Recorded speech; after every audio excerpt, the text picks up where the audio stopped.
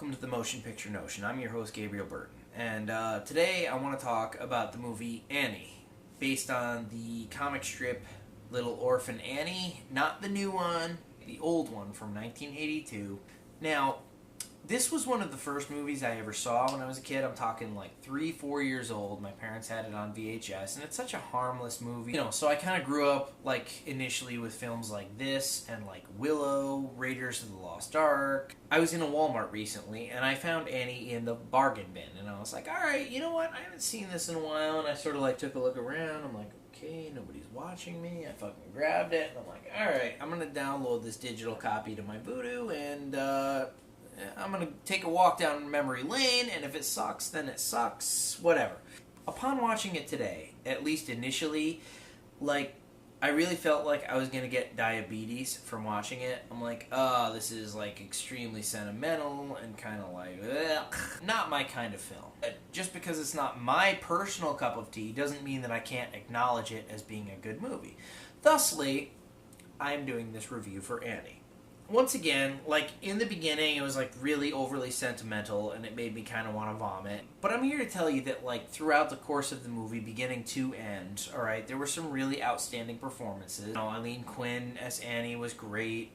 Carol Burnett as Miss Hannigan was fucking phenomenal. Albert Finney as Mr. Warbucks was great. He did not falter from his character at all throughout the entire course of the film, and yet, like, there was a softer side to him, and you knew that, like, he was a good dude and that he really cared about this girl. His entire performance was great. I might argue that, apart from certain things in the beginning being a little hokey, I sort of feel that, like, the ending to this movie was really, I don't want to say, like, forced, but rushed. I'm going to warn you right now, there's going to be some spoilers ahead. Normally, I would really try to avoid this, but the last, I want to say, like, 10 to 15 minutes of this movie, like, really have to do with, like, how I perceived it, so it's relevant. Spoiler alert. 3, 2, 1. So, like, I kind of feel that, like, all of the tension and all of the danger element of this movie was reserved for, like, literally the last, like, 10 minutes. Where Miss Hannigan's brother, Rooster, who is played by Tim Curry. Fucking love Tim Curry. He's already been kind of established in the movie as, like, being, like, a swindler and sort of, like, an underhanded, like, kind of lowlife, and that's fucking fine. But, like, at the end of the movie, when Annie realizes what they're up to, she rips up the check from Mr. Warbucks, the $50,000 check that he had for Annie's, parents who came to pick her up. They had the locket that matched her locket, because she thought her parents were still out there. Turns out they died, and Miss Hannigan had this, like, second half of the locket the whole time.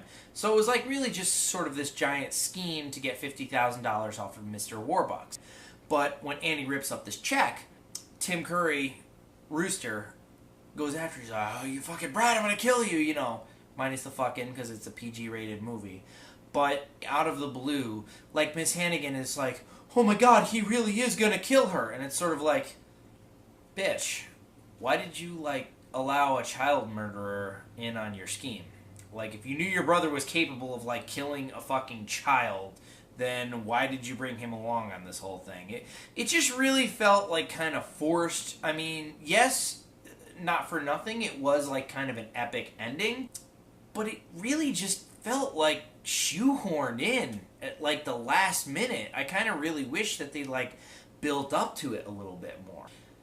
But overall, it was not a bad movie. It was a feel-good movie. I probably will watch it again, most likely with my children. Thusly, it really wasn't that bad. I give it a solid meh to okay. It was alright. For what it was, it wasn't a bad movie.